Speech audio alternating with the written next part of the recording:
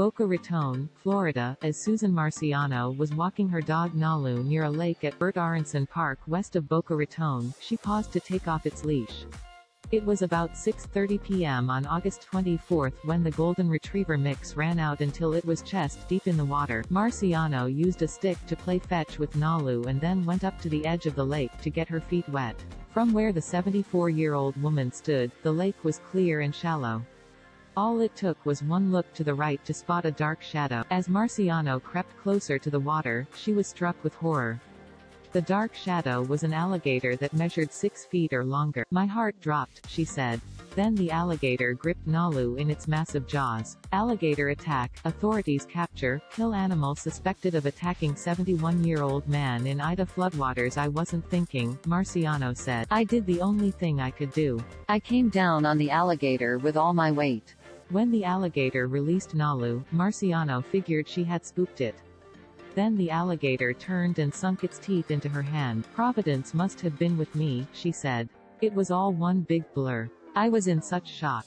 I didn't feel any pain." Marciano and Nalu ran out of the water and onto a trail around the lake. On the way back to her car, Marciano cried as blood poured from a puncture wound in the middle of her palm. A friend convinced her to go to the hospital. "I almost didn't go," Marciano said. "All I could think was, I want to get home. I was in such a terrible state that I wasn't thinking straight.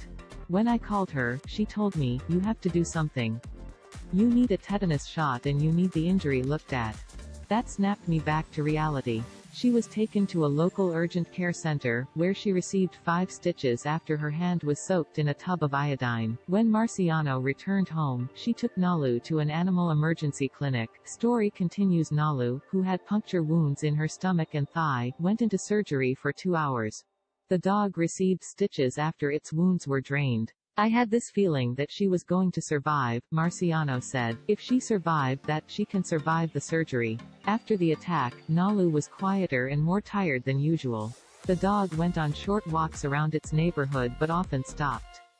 While Marciano admits the park was a far more interesting place to walk the dog, it took a few weeks for them to return. "I didn't even want to see the park," Marciano said. "I hardly went anywhere for 2 weeks afterward. I was in such a traumatic state.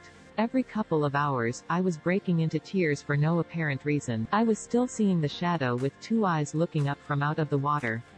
That image kept coming back. An incident report shows that a Florida Fish and Wildlife Commission officer and a park ranger checked the area and could not determine where the attack happened. The report states that neither of them observed any alligators in the lake.